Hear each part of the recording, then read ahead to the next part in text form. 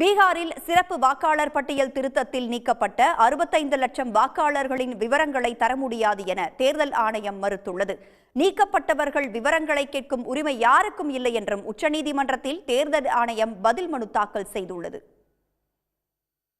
பீகார் மாநிலத்தில் எதிர்வர உள்ள சட்டமன்ற தேர்தலை முன்னிட்டு நடைபெற்ற வாக்காளர் பட்டியல் சிறப்பு திருத்தத்தில் 65 லட்சம் வாக்காளர்கள் நீக்கப்பட்டதற்கு பல்வேறு தரப்பினரும் எதிர்ப்பு தெரிவித்தனர். குறிப்பாக வாக்காளர் பட்டியலில் உள்ள குளறுபடிகளை எதிர்க்கட்சித் தலைவர் ராகுல் காந்தி சுட்டிக்காட்டியது பெரும் அதிர்வலைகளை ஏற்படுத்தின.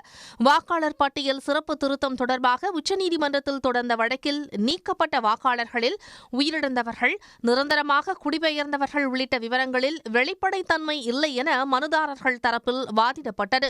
இதனைத் தொடர்ந்து நீக்கப்பட்டவர்கள் விவரங்கள் கொண்ட விரிவான பதில் மனுவை தேர்தல் ஆணையம் தாக்கல் செய்ய உச்சநீதிமன்றம் உத்தரவிட்டது.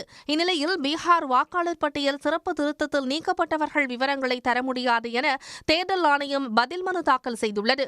வாக்காளர் பட்டியலில் நீக்கப்பட்டவர்கள் விவரங்களை கேட்கும் உரிமை யாருக்கும் இல்லை என்றும் அதனை வெளியிட வேண்டிய கட்டாயமும் இல்லை எனவும் குறிப்பிட்டுள்ள தேர்தல் ஆணையம் வாக்காளர்கள் பெயர்கள் நீக்கிய காரணத்தையும் கூற முடியாது என திட்டவட்டமாக தெரிவித்துள்ளது. மேலும் தற்காலிகமாக குடிபெயர்ந்தவர்களை வாக்காளர் பட்டியலில் நீக்கவில்லை என்றும், நோட்டீஸ் கொடுக்காமல் எந்த வாக்காளர் பெயரையும் பட்டியலில் இருந்து நீக்கவில்லை என்றும் தேர்தல் ஆணையம் பதில் மனுவில் குறிப்பிட்டுள்ளது. உடனுக்குடன் செய்திகளை தெரிந்து கொள்ள சன் நியூஸ் பெல் ஐகானை கிளிக் பண்ணுங்க.